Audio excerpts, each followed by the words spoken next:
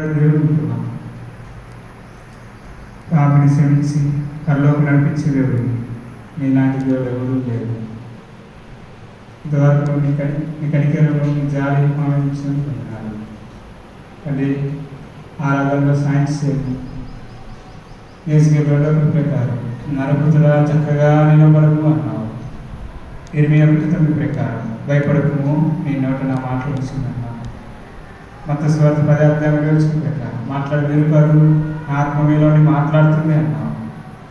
అది మత్తయి సువార్త 17 అక్కడ వేసి తప్ప మరెవరు కనపడలేదు. ఆయన కనబడితే మాకు ఆదరణ, ఓదార్పు, నెమ్మది, శాంతి, సమాధానం నువ్వు కనబడితే మాకు ఎలా ఆరాధన చేయాలో తెలుస్తుంది. మా గుడికి అంతా కూడా సైన్స్ నీకు మైకరంగా, మాకు మైకరంగా, ఇతరులకు ఆశీర్వాదకరంగా జరిగిన సైన్స్లో మా గుడిలో నువ్వు మైలుకున్నావు. నీ అమూల్యమైన రక్తాన్ని మా మీద ఉంచుతున్నావు. నీ రక్తంలో కడుగు పవిత్రపరచుకుని ప్రార్థిస్తాను. ప్రత్యేకంగా ఆశీర్వాదంతో ఉన్నాను, ప్రార్థనగా బట్టి ఉన్నాను, బాధ్యతగా ఉన్నాను బట్టి, కుటుంబాన్ని బట్టి కూడా ఉన్నాను, విశ్వాసాలు బట్టి కూడా ఉన్నాను. వచ్చిన వారిని దేవించు, కనికరించు, రావాలని కూడా సేవను నడిపించు. మందిరం అంటే భయం, భక్తి, మందిరాన్ని ప్రేమించే వారికి సాయం చేయండి. మా ప్రార్థన అంగీకరిస్తున్నాను. ఇప్పటికంతా కూడా ఇష్టానుసారంగా జరిగిన సైన్స్ మా ప్రార్థన అంగీకరిస్తున్నాను. తగ్గించుకుంటూ తొలరావతి నేర్చుకున్నాము. శృతించి ప్రాణం చేసి అడిగి వేడుకుంటున్నాం తండ్రి. ఆమేన్. మొదటి ప్రశ్న ఆరాధన అంటే, రెండో ప్రశ్న ఆరాధించేందుకు ఏది తెలుసుకొని ఆరాధించాలి.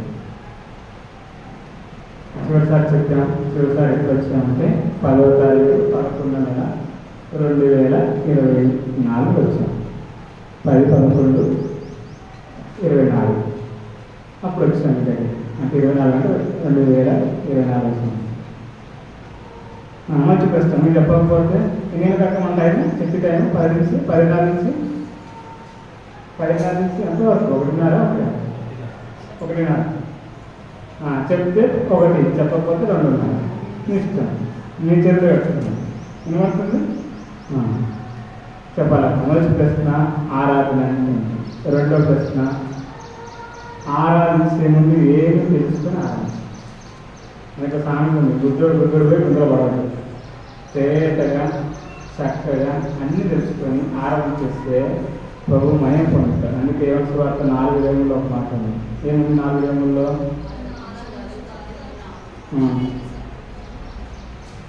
ఆయన ఆరాధించాడు, యథార్థంగా ఆరాధిస్తాడని ప్రభు ఎదుగుతున్నాడు. కింద పుట్టినట్లు ఆయపడతాడు. ఎదుగుతున్నాడు అంటే యథార్థంగా తెలుసుకొని ఆరాధిస్తాడు.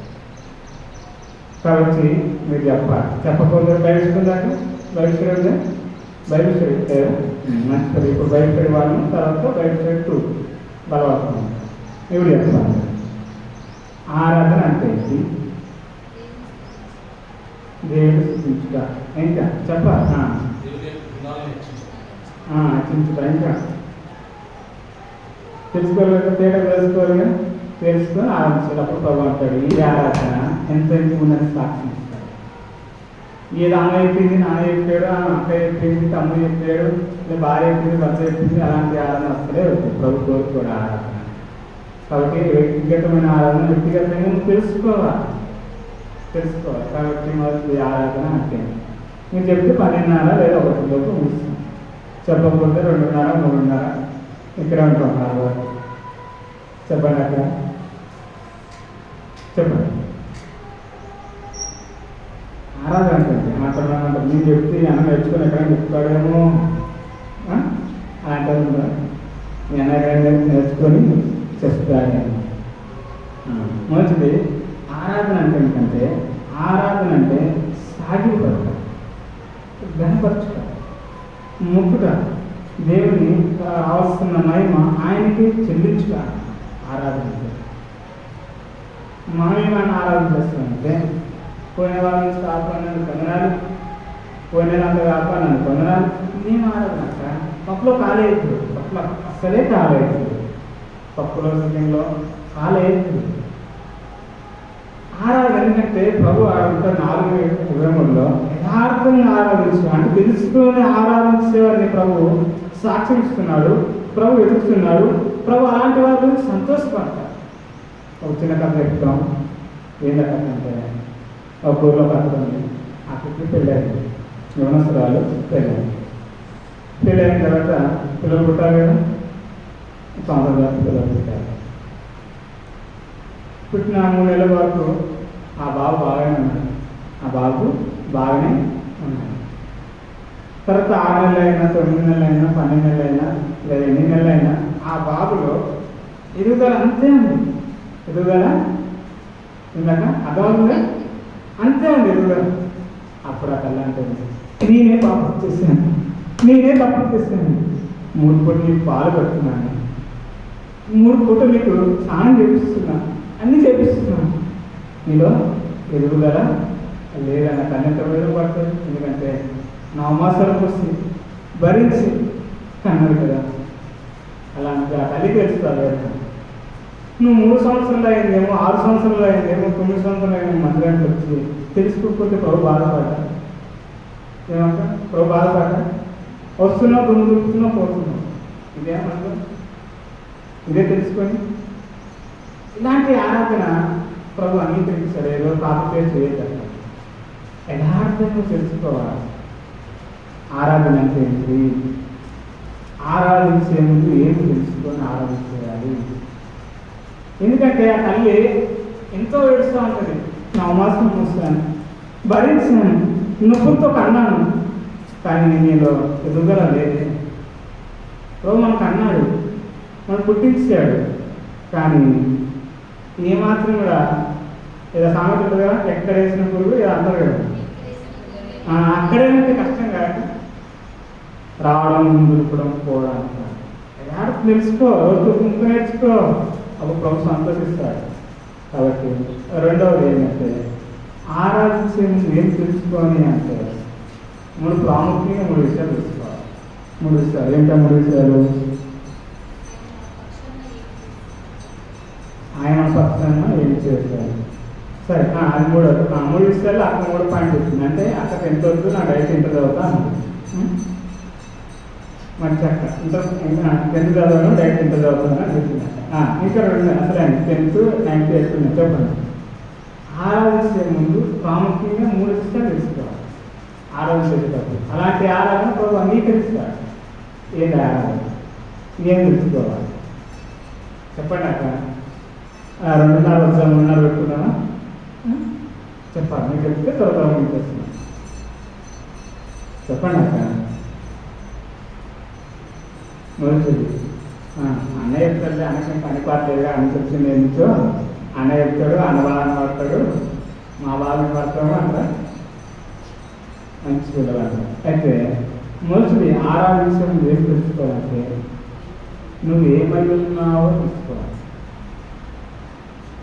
రెండోది ప్రభు ఏమై ఉన్నాడో తెలుసుకోవాలి. అంటే నీ లక్షణాలు ఏంటి, నీ గుణాలు ఏంటి, ప్రభు లక్షణాలు ఏమిటి, ప్రభు ఎలాంటి వాడు. మంచోడు చెడు తెలుసుకోలేదు ప్రభు కూడా. ఏదో అమ్మ చెప్పింది, మా తాత చెప్పాడు, మా ముత్తాత చెప్పాడు వచ్చు, అలాంటి ఆరాధన వచ్చు, అలాంటి ఆరాధన వచ్చు. అది గుడ్డోడు గుడ్డోడికి కుదరవాడినట్టే ఉంటుంది. 3వ ప్రాముఖ్యంగా ఏంటంటే దేవుడికి ఏం చేశాడు అంటే పోయిన వాళ్ళ నుంచి కాపాడిన నమ్మనాలు కాదు. అది కాదు, పాపంలో నుండి ప్రభు తీర్చాడు, లేకపోతే నరకం నుంచి తప్పించాడు. అది ప్రాముఖ్యమైన ఆరాధన. అందుకే బైబిల్లో ప్రజలు చాలా చక్కగా ఆరాధన చేస్తారు. ఎవరు? ఇజ్రాయెల్ ప్రజలు ఆరాధన చేస్తారు. యెహోవా ఏల్పులోని వంటి వాడెవడు, పసుని బట్టి మహాదేవుడు, శృతికీర్తి పూజుడు, అద్భుతం చేయవాడు నీ వంటి వాడెవడు అంటే ఒక మాటకు అర్థం ఏంటంటే నీ వంటి వాడెవడు ఎవడు లేడు. ఆరాధనలో ఆ మాట వాడాలి. ప్రభా, ఈ పాపిని, ఈ దౌర్భాగ్యని, ఈ విచారిని, దొంగతనం చేసేవాడిని, అబద్ధాలు, మోసాలు, వంకరతనం చేసేవాడిని నన్ను రక్షించావా? నీ లాంటి దేవుడు ఎవడు ప్రభా, నరకం నుంచి తప్పించావా అని ఆరాధించాలి. మనమేం ఆరాధన సార్? ప్రభా పోయిన వాళ్ళ నుంచి కాపాడినందుకున్నాను. ఇదే నాకు ఆరాధన. అది కృతజ్ఞత కూడిక అంటారు. అందుకే యథార్థంగా ఆరాధించుకొని ప్రభు ఎదుగుతున్నాడు. యథార్థం అంటే తెలుసుకోవాలి. ఆరాధన అంటే ఏమిటి, లేదా సంఘ ప్రార్థన అంటే ఏంటి, బైబిల్ స్టడీ అంటే ఏంటి, తెలుసుకోవాలి. తెలుసుకోబోయి గుర్తులు పడదు, అడుగుతాడు. ఆడ బల్ల ఎందుకు పెడతారు తెలుసా? బల్ల రెండో వరకు మనం అడుగుతాం, బల్ల ఎందుకు పెడతారు, బల్ల ఎందుకు చూస్తే లాభం ఉంది తెలుసుకోవాలి. మనం ఏమంటాం, ఆ అన్నకేం పని పాట లేదు, తెలంగాణ పెట్టి నేను తీసుకున్నాను అనొచ్చు. అక్కడ కంపెనీలో, ఆఫీస్లో, కాలేజీలో అన్నీ కూడా తేలియటంగా తెలుసుకొని ప్రభుని ఆరాధన చేస్తే, ఆ ప్రభువులలో పాల్గొంటే ప్రభువును మెచ్చుకుంటాడు లేదా సాక్ష్యం ఇస్తాడు. కాబట్టి మొదటిది ఆరాధన అంటే ఏం చేసుకున్నాం, ఆయన సాగిల కొరకు గణపరచుట, మొక్కుట. అందుకే అంటాడు, ఓ ఇశ్రాయేలు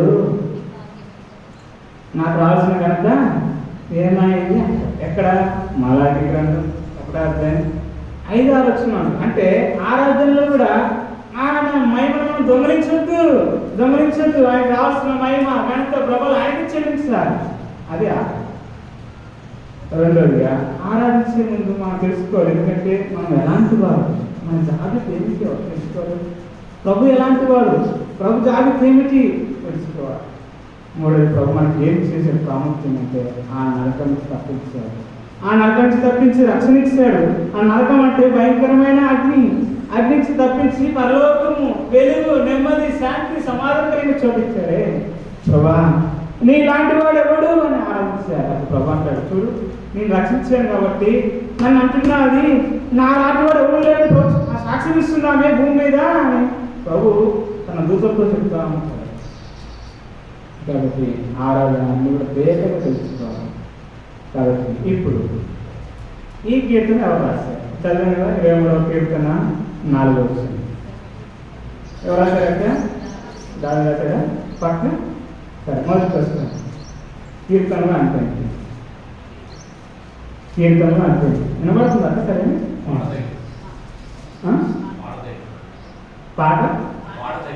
పాడదగినది. కీర్తనలు అంటే మామూలు భాష చెప్పాలి, కీర్తనలు పాటగా. నెల్లికల్లం బండి మనం నెల్లికి వెళ్తుంది. బండి పల్లెవేలు ఎక్స్ప్రెస్ తెలుసు కదా, తెలుసా? ఎక్స్ప్రెస్ ఎక్కి పాస్ వెళ్తుంది. పల్లెవేలు అయితే నెల్లికి వెళ్తున్నాం బండి, టైం చూస్తాం. నేను బాధపడుతుంది. మొదటిది కీర్తన అంటే పాట. ఈ కీర్తన ఎవరెవరు రాశారు? ఈ కీర్తన ఎన్ని కీర్తనలు ఉన్నాయి? 150 కీర్తనలు ఉన్నాయి. ఎవరెవరు రాశారు? లేదా ఎవరు రాశారు? దావీదు, సొలొమోను, కుమారుడు, ఆసాపు, ఇంకా మోసే. ఇంకా సొలొమోను రాశారు, మోసే రాశారు, అందరూ రాశారు. కీర్తన అనగానే దావీదు కూడా చెప్పదు చాలామంది. దావీదు కీర్తనలు చాలామంది రాశారు, అన్నారు పక్కన పెడతాం. కాబట్టి ఈ కీర్తన దావీదు రాసిన కీర్తన. ప్రభు దాన్ని ఆమెనన్నాడు, అవునన్నాడు, ముద్రించు అని చెప్పాడంటే దావీదుడి లక్షణాలు కలిగినది. ఆ లక్షణాల నుండి మనం కూడా ఆరాధన చేస్తే మన ఆరాధనలో ప్రభు దాన్ని ముద్రించుము, ఆమెను, అవునము అంటాడు. అంతేనే కదా? ఎందుకంటే దావీదు ఆ లక్షణాలు ఉన్నాయి కాబట్టి దాని ప్రభు అన్నాడు, దాన్ని పరిశుద్ధ గ్రంథంలో రాయి, దాన్ని ముద్రించును, దాన్ని అవునము, దాన్ని ఆమెనము అన్నాడు ప్రభు. కాబట్టి మనం కూడా ఆరాధన చేసినప్పుడు ప్రభు ఆమె అనాలి, అవుననాలి, మన ఆరాధన జీవ గ్రంథంలో రాయాలి అంటే మనలో కొన్ని లక్షణాలు ఉండాలి. అంటే సాక్ష్యంతో కూడిన ఆరాధన ఉండాలి. సోమవారం నుంచి శనివారం వరకు నచ్చినట్టు ఉంటాం. మీరు వచ్చి ఆదివారంలో తెల్లబడ్డ వేసుకుంటే నాకు కష్టం అని బాధ. కాబట్టి ఆ దావీదైన లక్షణం చూస్తాం ముందు. ఎందుకంటే దావీదు ఆ కీర్తన రాసేవాడు అంటే కొన్ని లక్షణాలు ఉన్నాయి. దావీదు మంచివాడు కాబట్టి, ఆయన ప్రవర్తన మంచిది కాబట్టి దేవుడు దాన్ని రాయము, ముద్రించుము అన్నాడు. కాబట్టి మనం కూడా ఆరాధన చేసేటప్పుడు ఆ లక్షణాలు కలిగి ఆరాధన చేస్తే ప్రభు అంటాడు, అబ్బా ఈ ఆరాధన ఎంత ఇంపుగా ఉంది, ఎంత సంతోషంగా ఉందని ప్రభు సాక్ష్యం ఇస్తాడు. మన ఆరాధన మనం డబ్బా పట్టుకోవద్దు, ప్రభువు సాక్ష్యం ఇవ్వాలి. ప్రభు అన్నాడు, అబ్బా ఈ ఆరాధన ఎంత ఇంపుగా ఉంది. కాబట్టి ఆ దావీదు 7 లక్షణం చూస్తాం ఏమిటో. తర్వాత మనమేమై ఉన్నాము, తర్వాత దేవుడు ఏమై ఉన్నాడు, దేవుడు మనకి ఏం చేశాడు, అన్నీ కూడా 12:30 ఒకటిలో ముగిస్తాం. బాగా 2 వర్తమానాలు. మొదటిది ఆ దావీదు ఆ కీర్తన రాసిన ప్రభు దాన్ని ఆమె అవును రాయము అన్నట్టు కొన్ని లక్షణాలు ఉన్నాయి కదా. ఆ లక్షణాలు మొదటి చూద్దాం. మొదటి సమయాల గ్రంథం 18వ అధ్యాయం. ఎందుకంటే ఆ కీర్తన దావీదు రాసినప్పుడు దాన్ని ప్రభు ఆమె అంటే వచ్చాడు. మొదటి సమయాల గ్రంథం 18వ అధ్యాయం 14 వచ్చిన తర్వాత 18, 14.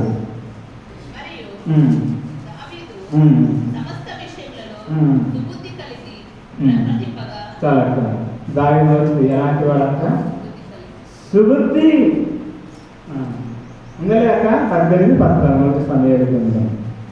మొదటి సమయాల గ్రంథంలో 18 అధ్యాయంలో 14 వచనంలో దావీదు సమస్త విషయంలో సుబుద్ధి కలిగినవాడు. సుబుద్ధి అంటే మంచి బుద్ధి, మంచి ప్రవర్తన.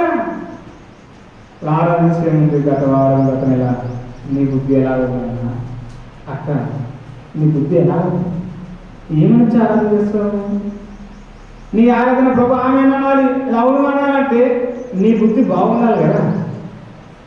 కొన్ని బుద్ధి ఉంటుంది, చెడ్డ బుద్ధి ఉంటుంది. ఏ బుద్ధి ఉంటుంది? ఆ నెప్పు నాశనం చేస్తామా, ఈ నెప్పు నాశనం చేస్తాను. ఈ బుద్ధులు వస్తే ఏమైనా ఆరాధన చేస్తాను.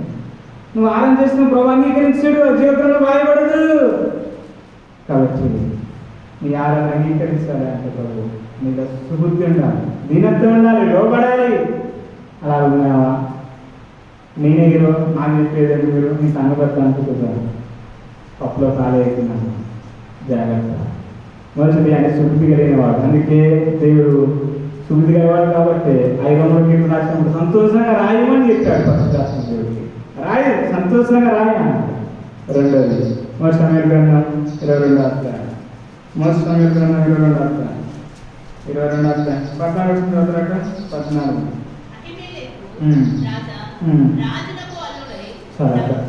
రాజునకు అల్లుడై నమ్మకస్తుడై చాలా టైం లేదు కాబట్టి తొందరగా వెళ్తాం. రెండోది దావీదు ఎలాంటి వాడు? రెండోది ఎలాంటి వాడు? నమ్మకస్తుడు. నమ్మకస్తుడు కాబట్టి ఆయన ఆరాధన ప్రభావాన్ని తెలిసాడు. గత నెల, గత వారం, గత రోజులతో నువ్వు ఎలా ఉన్నావు అన్నా నమ్మకంగా ఉంటే ప్రభు నీ ఆరాధన చేస్తాడు. లేకపోతే నీ ఆరాధన తెలిసాడు. వచ్చి ఆరాధన చేస్తున్నావు, నీకు సంతోషం కాదు, ప్రభు సంతోషం కావాలి. ప్రభు చెప్పాలి సాక్ష్యం. ఆ ఆరాధన దూతలతో చెప్పాలి. ఇది దేవగ్రంథం రాయి ఆరాధన చెంటులో నేను ప్రభు సాక్ష్యం చెప్పాలంటే నువ్వు నమ్మకంగా ఉండాలి. దాని 3 చూద్దాం. మొదటి సమయాల గ్రంథం 24వ అధ్యాయం. మొదటి సమయాల గ్రంథం 24వ అధ్యాయం. 24 17 అన్నట్టు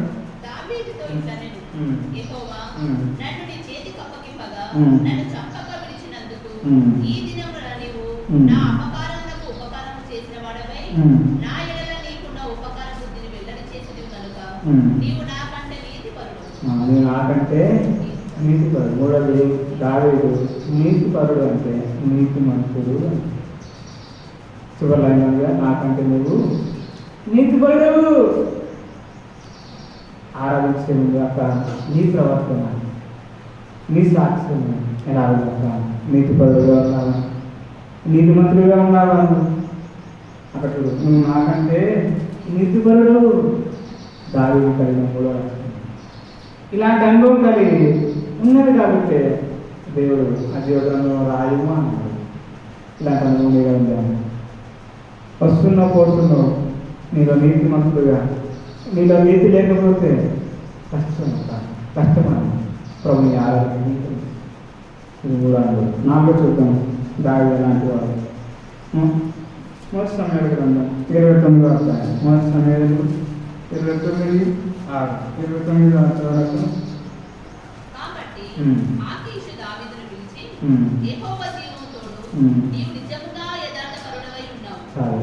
నిజంగా యథార్థపరుడై ఉన్నావు. దావీదు ఎన్ని లక్షణం? ఇది 4వది. దావీదు ఎలాంటి వాడంట? యథార్థవంతుడు. యథార్థవంతుడు. నువ్వు ఎలా ఉన్నావు? ఆరాధన చేస్తున్నావు, బాగుందా? నీ ఆరాధన గురించాలన్నా, నీ ఆరాధన ప్రభుత్వాన్ని అంగీకరించాలన్నా నువ్వు ఎలా ఉన్నావు? కారణం వస్తున్నావు, పోతున్నావు, మంచిదే. నీ జీవితం అలాగే ఉంటుంది కదా. దావీదు యథార్థవంతుడు, యథార్థపరుడు. 4 5 చూద్దామా? 2 సమయాల గ్రంథం 5:23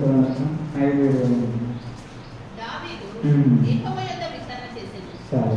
దావీదు యెహోవా వద్ద విచారణ చేశాడు. విచారణ అంటే ఏంటంటే, విచారణ అంటే ఏంటంటే తెలుగు అతను పురాతన తెలుగు వస్తుంది. విచారణ ఏంటంటే అన్న ఎప్పుడు అక్కలాడిపోయినా అన్నలాగా అంటారా? అన్నలాడుతుంది అన్న. విచారణ తెలుగు మీనింగ్ విచారణ. మనము పుస్తకానికి వెళ్తాం, తెలవకపోతే ఏం చేస్తాం? రాంక్ విచారణ సెంటర్కి వెళ్ళాలంటే తెలుగులో అర్థమైన అన్ని మర్చిపోతా ఉంటారు. ఎంక్వైరీ అంటే పెట్టినాం, తెలుగులో ఏమంటారండి? విచారణ అంటే అడిగి తెలుసుకుంటా, అడుగుగా అంటారయ్యా విచారణ సెంటర్ అడుగుపోను అంటే. దావీదు ఎన్ని దాకా 5 అంటే దేవుని అడిగి తెలుసుకున్నట్టే దేవుని చిత్రం నెరవేర్చిన వాడు. అంటే ఏ పని చేసినా ప్రభు మంచిదా, ఇది చెడ్డదా, చేయాలా వద్దా అని విచారణ చేశాడు. అందుకే దావీదు 40 నా దేవా నీ చిత్తం నెరవేర్చుట నాకు సంతోషము. అది 143:10 అంటాడు. 143:10 నా దేవా నీ చిత్తానుసారంగా ప్రవర్తించుటకు నాకు నేర్పుము అంటాడు. అంటే 5గా దేవుని చిత్తాన్ని తెలుసుకున్న వ్యక్తి కాదు. గత వారం ఎక్కడ వరకు అక్కడ వెళ్ళిపోయావు, దేవుని చిత్తం తెలుసుకున్నావు, అక్కడికి వెళ్ళాలా వద్దని తెలుసుకున్నావా? నీ ఆరాధన గొప్ప అంగీకరించాలంటే సాక్ష్యం ఉండాలి. అక్కడ నీలో సాక్ష్యం అంటే వెళ్తున్నాను సాక్ష్యం ఉండాలి. అట్లా ఇప్పుడు ఎన్నయ్యాక 6 చూస్తాం. 2 సమయాల గ్రంథం 7 అధ్యాయం 5 వచ్చింది. 7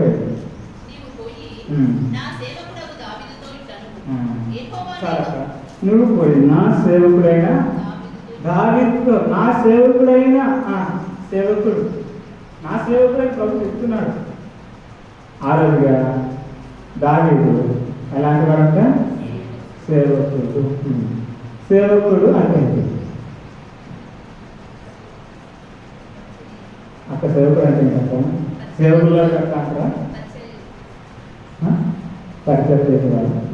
సేవకుడు మీనింగ్ అందులోకి ఒక్కడే ఫస్ట్ మీనింగ్ తెలుసుకున్నాం, అర్థాలు తెలుసుకున్నాం. సేవ చేసేవా, దేవుని సేవ చేసేవాడిని సేవకుడు.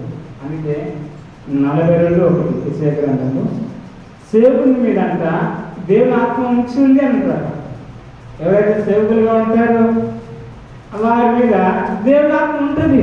వాడు నా ప్రియుడు అని రాయబడతాడు. యెషయా గ్రంథం 42:1 అతను నా ప్రియుడు, అతని మీద నా ఆత్మ ఉంచున్నాడు. అంటే సేవకుడు అంటే దేవుని ఆత్మ కలిగిన వాడనంటే ఒకటి. 2వ సేవకుడు అంటే దేవుని పని చేసేవాడు. నిజంగా గత వారం ఘటనగా దేవుని పని చేసేవాడు. వచ్చావు అన్న అక్క వచ్చావు ముందుకే పో. ఈ మ్యాట్లు ఎవరు వేశారు? ఎవరు సాగు చేశారు తెలుసా? దేవుని పని ఎప్పుడు చేస్తున్నావు అసలు? చాలా మంది అంటారు అన్న నా టైంకి రాలేదన్నా, నా టైము ఇంకా రాలేదన్నా, చాలా టైం ఉంది, సేవ చేసే టైం చాలా ఉంది. బయటలో చిన్న బాబు ఇదేం పని చేసి వచ్చారు. ఎవరు? మంచి పిల్లలు వచ్చారు. సమయాలు చేసి వచ్చారు. సమయాలు ఎక్కడ వేశాడు? ఎవరి దగ్గర చేశాడు? శ్రీరామ ఎక్కడ? ఎవరి దగ్గర? ఏది దగ్గర చేశాడు. నిజంగా పిల్లలు నీ పిల్లలు అలా పెంచుతున్నారు. నువ్వు వచ్చావు మంచిదే, నీ పిల్లలే ఉన్నారు. ఏది నీ కూతురు, ఏది నీ కొడుకు, ఏది నీ భర్త, ఏది నీ భార్య. కూర్చోండి, మంచిదే, దుమ్ములుతున్నావు, మంచిదే. కానీ నీ పిల్లలే వస్తున్నావు, నీ భార్య అందుకే వ్యవస్థలో ఒక మాట అన్నాడు, ఏమన్నాడు? నేను నా ఇంటి వారు, నువ్వు వచ్చావు నీ ఇంటి వారు, చెప్తారు. అన్నా మా వాడు చిక్కుపేట వెళ్ళినా కవరింగ్ వస్తాను మా కూతురా ఇప్పుడైనా ఆ ఢిల్లీకి వస్తానది అటువైతే అన్నా వద్దు, కవర్ వద్దు. నీ కుటుంబ సాక్ష్యం బాగోకపోతే నీ ఆడని అంగీకరిస్తాడు. నీ ఒక్కడు వస్తే వచ్చిపోవడం కాదు, నీ భార్య, నీ పిల్లలు, మనవరాలు కష్టం కాదు. నీ సాక్ష్యమే బాగుంటుంది. ఏమైనా ఆరాధన చేస్తావు అక్క, ఏమైనా చేస్తావు ఆరాధన, దేవుడు అంగీకరించడు ఆరాధన. నీ కుటుంబానికి నువ్వు ఒప్పుకోలేకపోతున్నావు, నువ్వేమో ఆరాధన చేస్తావు. ఎన్నయ్య అక్కడికి గాలి వస్తున్నాడు 6 7 అపోస్తల కార్యం 13 తెలిసిన మాట ఇది. అపోస్తల కార్యం 13 అపోస్తల కార్యం 13 23 అక్క చదవండి. అపోస్తల కార్యం 13 ఎక్కడ చదవండి అక్క?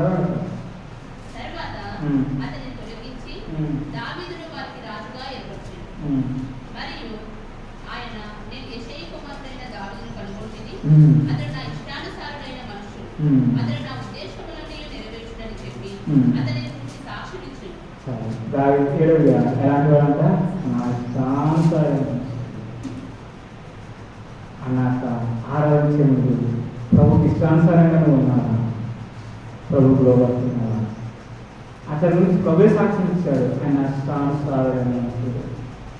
ప్రభుకి ఇష్టానుసారంగా లేకపోతే ఏమైనా చాలా వస్తాం. ఎలా వస్తావు అక్కడ? ప్రభుకి ఇష్టానుసారంగా లేకపోతున్నాం.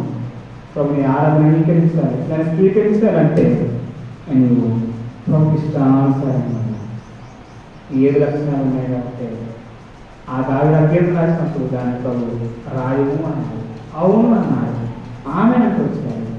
నువ్వు కూడా 7 లక్షల నుండి ఆరాధన చేస్తే అబ్బా ఈ ఆరాధన ప్రభు అంటాడు అబ్బాయి ఆరాధన రాయి, ఉద్యోగం రాయి, ఎంత సంతోషంగా ఉంది, ఎంత ఆనందంగా ఉందని ప్రభు సాక్షి ఇస్తా ఉంటాడు, ఎంత సంతోషపడతాడు ప్రభు.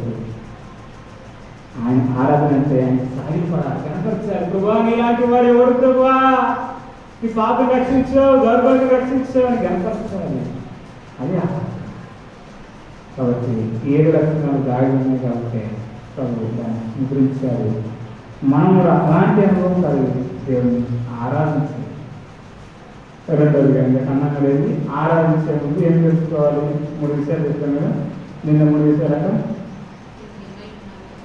మనం ఏమై ఉన్నాము, దేవుడు ఏమై ఉన్నాడు, దేవుడు మనకి ఏం చేస్తాడు. ఈ 3 ధ్యానించకుండా అంటే 3 త్వరగా గురించి చేస్తాను. నేను 12 అన్న ఒకటి 12 చూస్తాను, ఏం బాధపడలేదు. మొదటిది ఇప్పుడు వరకు మనం ఏం చేద్దాం?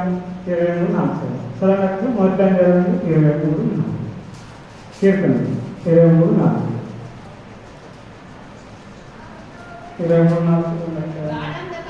అంధకారపులో నేను సంస్కరించినాను, ఏ అపన భయపడను, నెగిటివ్గా రాయాలను. ఇప్పుడు మన మూలాంశం ఏమిటంటే ఆరాధనలో ఇది ప్రభుత్వానికి వస్తే ధ్యానిస్తూ ఉంటాం. ఏది మూలాంశం అంటే లోయ మాట మీద గాఢాంధకారపు లోయ. మొదటి ప్రశ్న, బైబిల్లో ఎన్ని లోయలు? అర్థం అవుతుంది కదా, వినబడుతుంటాయి లేకపోతే.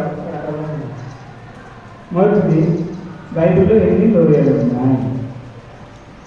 లోయ మొదటి ఇక్కడ చూస్తాం, గాఢాంధకారపు లోయ. ఎన్ని లోయలు ఉన్నాయి? కొన్ని లోయలు చెప్పడం లేదు. ఇంత ఎక్స్పీరియన్స్ కదా కరెక్టేనా? అక్క ఇప్పుడు చెప్పండి, బైబిల్లో ఎన్ని లోయలు ఉన్నాయి? నాకు చెప్పను. ఆకులో మంచిది. ఇంకా ఇంకా ఎన్ని లోయలు ఉన్నాయి? మాకెందుకు బాగా నువ్వు వచ్చావు కదా, నేను బాగా పడి లాస్ట్ కొంచెం అన్నం పెట్టడం అడ్వాన్స్గా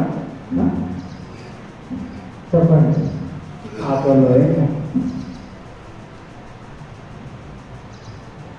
గరాకలోయ, ఎస్బోల్లోయ, ఎగ్రోన్లోయ, ఆదికాండం 37:14 ఏలాలోయ, ఏలాలో ఏం చేశాడు దావీదు ఉదయం నడిచాడు కదా, ఏలాలోయ. ఎండిపోయిన లోయ, ఏజ్కేలు గ్రంథం 37:2 ఎండిపోయిన లోయ ఒకటి ఉంది కదా, ఆ లోయలో ఎండిపోయిన ఎముకలు ఉన్నాయి. ఇలా చెప్పుకొని పోతే సుమారుగా 20 లోయలు ఎందున్నాక 20 లోయలు ఉన్నాయి. 20 ధ్యానిస్తాం కానీ ప్రభుత్వమైతే రోజుకి ఒకటి వస్తేనే రోజుకి ఒకటి ధ్యానిస్తాం. ఇప్పుడు మొదటిది గాఢాంధకారపు లోయ అంటే మనలో లోయలు ఉన్నాయి. లోయలు లేదా పల్లెటూరు అంటే పల్లెటూరు పట్టణం లోయలు ఊళ్ళో వచ్చే పల్లెటూరు లోయలు అంటే ఎలా ఉంటాయి లోటు ఉంటాయి కదా, ఆ లోటు ఉంటాయి అన్న ఒకటి తిన్నాక దాని ఎదలుపు పొడి తెలవ అంటే ఆ లోయలో పడితే వస్తావో రావు కూడా డౌట్ అదే. ఆ రోజుల్లో లోయ ఎక్కువ ఉన్నాయి. ఈ రోజుల్లో గవర్నమెంట్ అంతా కూడా మూసేస్తుంది, చాలా అన్ని మూసేసి లోయ వద్దులే. అయితే క్రైస్తవులుగా మనం లోయ అనుకుంటున్నాం. ఎందుకంటే పరలోక రాజ్యం ఫ్రీగా రాదన్నో గుర్తుపెట్టుకోండి. పరలోక రాజ్యం ఫ్రీగా రాదు. లోయ అనుభవం ఎక్కువ ఉంటాం. ఇజ్రాయెల్ ప్రజలు మందిరానికి వెళ్ళారు. అంటే యాత్ర కీర్తన వచ్చారు. ఒక 14 120 కీర్తన నుంచి 134 కీర్తన 14 15 కీర్తన యాత్ర కీర్తన వెళ్ళినప్పుడు ఆ మందిరానికి వెళ్తున్నప్పుడు ఒక లోయ దాటుకుంటూ వెళ్ళారు. ఏ లోయ అది? ఏ లోయ? ఆ లోయలో వాళ్ళకి అనేకమైన అందుకే ఇబ్బందులు ఎదుగుతులు లోయ ఏం చేయకుండా అక్కడ ఏంటా యాత్రలో వచ్చిన లోయ అంటే బాగా లోయ అనుకుంటూ వెళ్ళారు. ఆ యాత్ర వేసినప్పుడు పాటలు పాడుతూ ఆరాధన చేస్తూ దేవుడు గణపరుస్తూ అనేక ఇబ్బందులు పట్టుకొచ్చారు. ఎందుకంటే అక్కడేమో లోయల్లో ఆ స్టేట్ ఉండవు, రోడ్డు నీటిగా ఉండవు, ముద్దులు ఉంటాయి, వంకలు ఉంటుంది, కొండలు ఉంటుంది, కొండలు ఎక్కారు దిగారు. లోయ అంటే ఆత్మీయంగా చెప్పాలి, ఆలోచన చేయాలి అంటే పరలోక రాజ్యం ఎవరికి కూడా ఫ్రీగా రాదు. లోయ ఉన్నారు, కష్టాలు బాధలు. ఒక పాట పాడే లాస్ట్ 176 పాట 3వ చరణం కష్ట దుఃఖములు నాకు కలగగా పాడవాడవు. కష్టం నిజంగా ఉంటావా? కష్టాలు దుఃఖాలు కలుగుతాయి. పాడబడినప్పుడు కొంచెం గ్రహించాలి. అక్కడ ఏం పాడాము, అలా అన్న పాడమన్నాడు పాడాము. ఏంటండి కష్టాలు దుఃఖాలు నా దేవుని ముందు నుంచి నాగచేతం నమ్ముతా అంటే మన ముందు ఉంటుంది. చెప్పండి ఇంకన్నీ కూడా లోయ అనుభవం ఫ్రీకి ఎవరికి రాస్తారులో రాదు. ప్రభు ఎంతో క్రైమ్ చెల్లించాడు, మనము క్రైమ్ చెల్లించాడు. నమ్ముకున్నాం ఫ్యామిలీ కింద కూర్చోద్దు, వెళ్ళి సువార్తకి వెళ్ళు. ఆ పడుతుందేమో పట్టించుకో, తెప్పించుకో. ఇది రక్షించబడ్డాను చాలా మంచి లోయ అనుభవంగా మనం. కాబట్టి మొదటి ఫ్యామిలీ మొదలుస్తాం. మొదటిది ఏంటంటే గాఢాంధకారపు. గాఢాంధకారపు అంటే మీనింగ్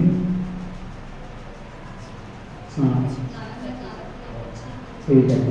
మొదటిది చీకటిలో. కాబట్టి గాఢాంధకారపు అంటే చీకటిలో. కాబట్టి మొదటి ధ్యానిస్తాం. మొదటిది మనము ఏమై ఉన్నాం, రెండోది దేవుడు ఏమై ఉన్నాం, మూడోది దేవుడు మనకు ఏం చేశారు. ఒక ఊరిలో 2-3 పాయింట్లు చెప్తాం. ఏమి ఎప్పుడు చెప్పాం, ఒక ఊరిలో 2-3 పాయింట్లు చెప్పి ఆరాధనలో పెడతాం. మొదటిది మనం ఎలా అంటారు చూద్దాం. యోహాను సువార్త 3వ అధ్యాయం. ఎందుకంటే చీకటి లోయ. కాబట్టి మనం ఎలాంటి వారు, మునుపు ఎలాంటి వారు ఆరాధించే తేడా తెలుసుకోవాలకో. 3వ అధ్యాయం 19 వచ్చింది కదండి అక్కడ. 3:19 వెలుగు లోకంలోనికి వచ్చను గాని తమ క్రియలు చెడ్డమైనందున మనుషులు వెలుగును ప్రేమింపక చీకటినే ప్రేమించిరి. మనం ఎలాంటి వారు అంటాక ముందు చీకటిలోయ ఏమైంది అక్కడ, చీకటిని ప్రేమించింది. అంటే ఆ చీకట్లో ఏదో ఉండిపోయాను, వెలుగును ప్రేమింపక చీకటిని ప్రేమించిన. అంటే చీకటి అంటే ఇంకో మాట చెప్పాలంటే ఏంటన్నా, చీకటి అంటే ఏమిటి? ఆత్మీయ ఆత్మ పాపము. అంటే కొంతమంది పాపాన్ని ఎంతగా ప్రేమిస్తారంటే ఆరాధించే ముందు వ్యక్తిగతంగా ముందు తెలుసుకోవాలి, ప్రభా ఈ పాపాన్ని ప్రేమించినవాడిని, నన్ను ప్రేమించావా, చీకటి ప్రేమించేవాడిని నన్ను ప్రేమించావా, వా నేలాంటి వాడు ఎవడయ్యా అసలు ఇజ్రాయేల్ ఆరాధన అయ్యా ఎఫ్ఐపుల్లోని మంచి వాడు ఎవడు అంటాడు. అది ఆ మాట వాడాలి. చీకటి ప్రేమించిన నన్ను ప్రేమించవా. చీకటి అంటే ఒక మాట అంటే నరకం.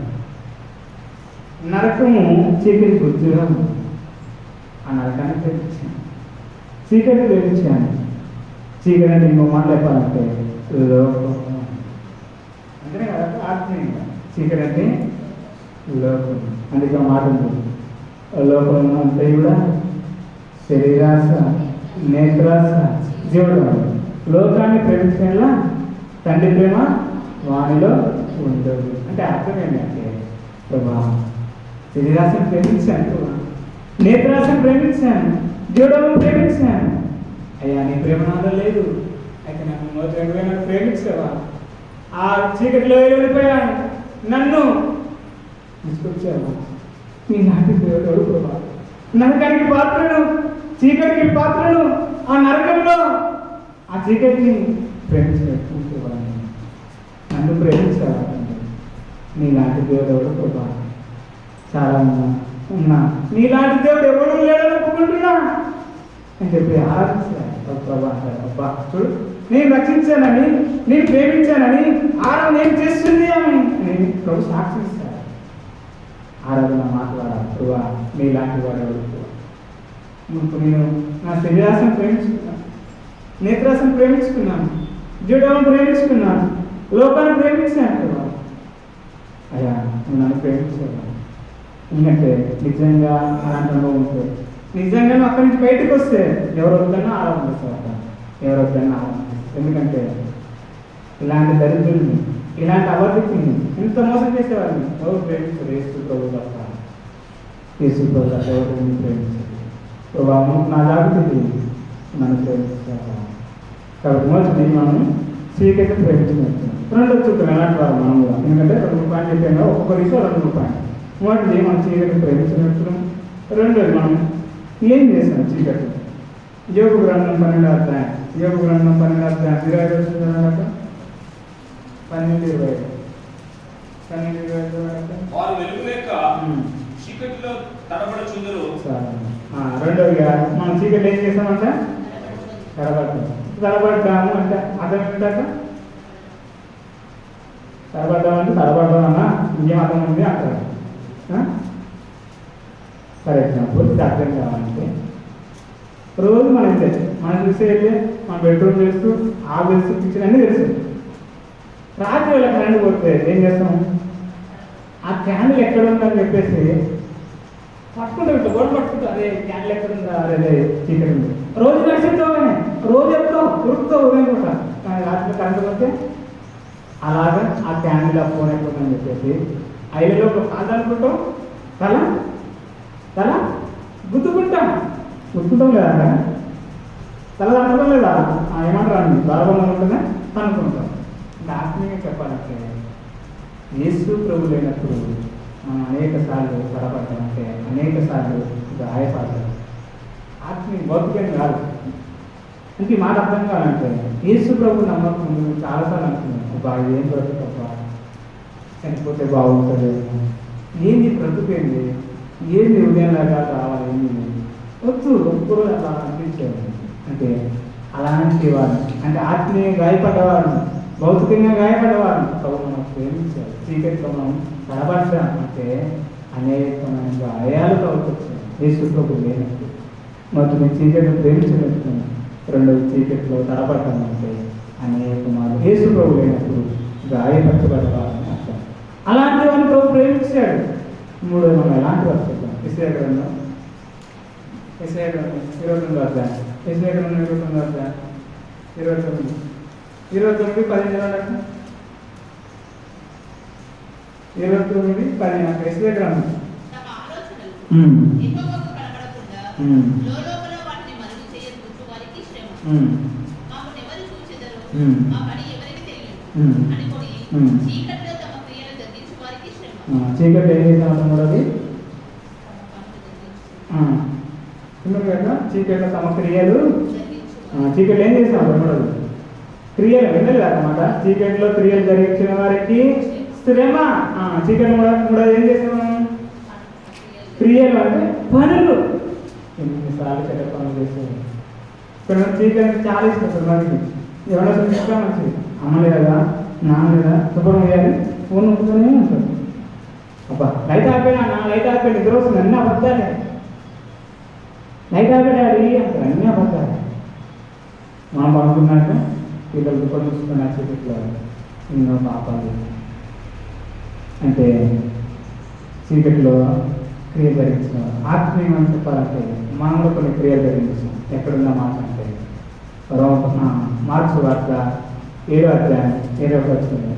చీకట్లో కొన్ని క్రియలు జరిగించాం. తర్వాత ఆ క్రియలు మనం కూడా ఉంటారు. కాబట్టి మార్క్స్ వార్త 7:20 లోపలి నుండి అనగా మనుషుల హృదయంలో నుండి దురాలోచనలను, జారత్వములను, దొంగతనములను, నరహత్యలను, వ్యభిచారులను, లోభములను, చెడుతనములను, కృత్రిమమును, కామ వికారమును, మత్సరమును, దేవదూషణయు, అహంభావమును, అవివేకమును వచ్చు. అక్క ఇవన్నీ కూడా ఈ చెడ్డ క్రియలు, ఇలాంటి చీకట్లో జరిగిన క్రియలు. ఏదో ఒక జాగ్రత్త ఉంటుంది. అబద్ధాలైన, మోసాలైన, వ్యభిచారమైన, దొంగతనమైన చీకట్లో ఇన్ని క్రియలు జరిగించాం. ప్రభా ఈ క్రియ జరిగించినవని ఎవరు ప్రేమించగలరు ప్రభా? నువ్వు ప్రేమించావు. నీ ప్రేమ బట్టి వందనాలయ్యా. నీలాంటి దేవుడు ఎవడు లేడు అని ఆలోచించారు ప్రభా. నీకు ఉపకారం చేస్తుంది. నేను రక్షించాను కాబట్టి, నేను ప్రేమించాను కాబట్టి ఆ ఆరాధన నాకే చెల్లాలని అని ఎక్కువగా ఆరాధన చేస్తుంది ప్రభు. చెప్తా ఉంటారు కాబట్టి ఈ జాగ్రత్త నుంచి నువ్వు బయటకు వచ్చావు. ఈ జాగ్రత్త ఏదో ఒకటి ఉంటుంది కదా. ఆ 15 ఉన్నాయి అక్కడ. చెడ్డ క్రియలు, చీకటి జరిగించిన క్రియలు ఆ 15 ఉన్నాయి అక్కడ. విచారము, దొంగతనము, అబద్ధాలు, మోసాలు ఎన్నో ఉన్నాయి. అక్కడి నుంచి నిజంగా బయటకు వస్తే ఆరాధించాలి. ఎందుకంటే ఆ చీకట్లో చెడ్డ క్రియలు చేస్తూ నన్ను ప్రేమించావా, నన్ను ప్రేమించావా? చీకటి ఎన్నో క్రియలు జరిగించాను, దొంగతనం చేశాను, అబద్ధాలు ఆడాను, వ్యభిచారం చేశాను. ఇలాంటి వారిని దౌర్భాగ్యం ప్రేమించావా? నీలాంటి దేవుడు ఎవరు ప్రభు అంటూ ఆరాధించారు. చాలా ఉన్నాయి. కానీ ఇప్పుడు రెండోది ఏంటంటే యేసు ప్రభు ఆరాధన. ఇప్పుడు వారికి మన జాగ్రత్త ఏంటంటే మన చీకటిని ప్రేమించాం, చీకట్లో కనబడ్డాం, చీకట్లో క్రియ జరిగించిన చాలా ఉన్నాయి. పూర్వం చీకటి 8 అని చెప్పేసి 5-8 ఉంటే చాలా ఉన్నాయి. కానీ టైం లేదు. ఇప్పుడు రెండోది యేసు ప్రభు ఎలాంటి వాడు అది కూడా చూసుకోవాలి కదా. మనం చెడ్డవాళ్ళం, యేసు ప్రభు మంచి చెడ్డ చూసుకోవద్దా? ఏమక్క చూసుకోవద్దా? ఎందుకంటే ఆలోచన చేసేటప్పుడు ఆయన ఎలాంటి వాడు, ఆయన లక్షణాలు ఏమిటి? మంచివాడు చెడ్డవాడు చూసుకోవాలి. కాబట్టి చూద్దాం. యోహాను సువార్త 12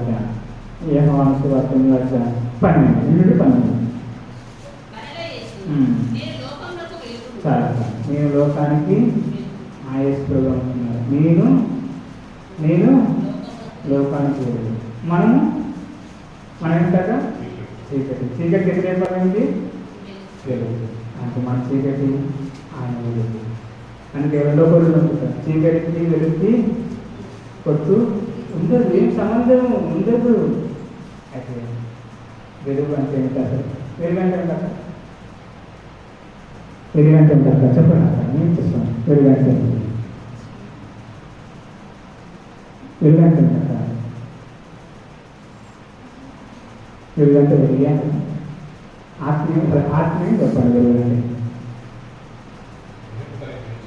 అన్నా వెలుగు అంటే ఆత్మీయం అంటే వాళ్ళు ఆ వెలుగు. అందుకే నేను లోకానికి వెలుగు. ఆయన వెలుగైన దేవుడు అంటే ఆయన పరలోకంలో ఎంత మాత్రం చీకటి ఉండదు, అక్కడ వెలుగు తప్ప ఇంకేది ఉండదు. అక్కడ రాత్రి భవనంలో ఎప్పుడు వెలుగే.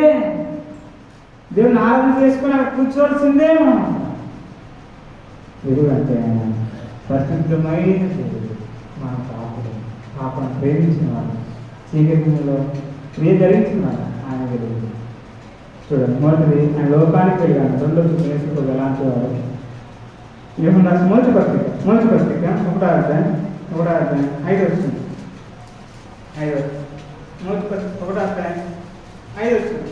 మేము ఆయన వలన విని మీకు ప్రకటించు వర్తమానమేమనగా దేవుడు వెలుగై ఉన్నాడు. ఆయన యందు చీకటి ఎంత మాత్రమూ లేదు. చూడండి, వెలుగై ఉన్న దేవుడు, ఆయన దగ్గర చీకటి ఎంత మాత్రం కూడా లేదు. అంటే ఆయన వెలుగై ఉన్న దేవుడు, అంటే పరిశుద్ధమైన దేవుడు. ఎలాంటి దేవుడు? పరిశుద్ధమైన దేవుడు. ఆయన చూసాం, లోకానికి వెలుగైన దేవుడు అంట మన చీకటి వాడు. ఆయన మనకి ఎంతో తేడా లేదు, చాలా తేడా ఉంటుంది. 3వ చర్చ చేస్తాం, టైం 12 దగ్గరికి వస్తున్నాయి. 3వది దేవుడు మనకి ఏం చేస్తాడు? చీకట్లో ఉన్న వాళ్ళు ప్రమాణాలు ఏమో చేయాలి కదా, చేస్తే ఆరంభించలేదు. చీకట్లో వదిలేస్తే మనం ఎందుకు ఆరంభించేస్తాం? ఆరంభించవచ్చు. కాబట్టి 3వ మనకి ఏం చేసి తీసుకొని మేము చేస్తాం. ఒక 2-3 వాక్యాలు మేము చేస్తాం. 2వ సమయాల గ్రంథం 22వ అధ్యాయం 22వ అధ్యాయం 22 వచ్చిన 22 యెహోవా, నీవు నాకు దీపమై ఉన్నావు. యెహోవా, చీకటిని నాకు వెలుగుగా చేయుము. చీకటిని ఏం చేశాడంట? వెలుగుగా చూసుకొచ్చాడు. ఎంత మంచివాడట. చీకటి ఏమన్నది అంటే నరకానికి పాత్రలు ఏమన్నది? చీకటి అంటే లోకానికి పాత్రలు ఏమన్నది? దేవుడు వెలుగు, పరలోకం వారసుడైన దేవుడు మనల్ని ఏం చేసి వచ్చాడు?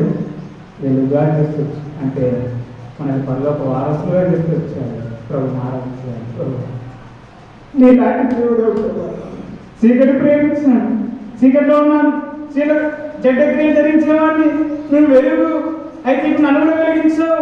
నీలాంటి దేవుడు, ఈ దౌర్భాగ్యం నీచిని చెడ్డ క్రియ చేసిన వాళ్ళు నన్ను ప్రేమించావా? నీలాంటి వాడు ఎవరు లేడు ప్రభు చెప్పేసి ఆరాధించాడు. ఎందుకంటే ఆ చీకటి నుంచి మనం ఏం చేశాడు? వెలిగించాడు. అక్క ఎందుకంటే పరలోక వారసుగా చేసి వచ్చాడు. మొదటి వెలుగుగా చేసి వచ్చాడు. రెండోది చూడండి, రెండోది ఏంటంటే ఆయన ఏం చేసి వచ్చాడంటే మత్తయి సువార్త 5:14 చదవండి. 5:14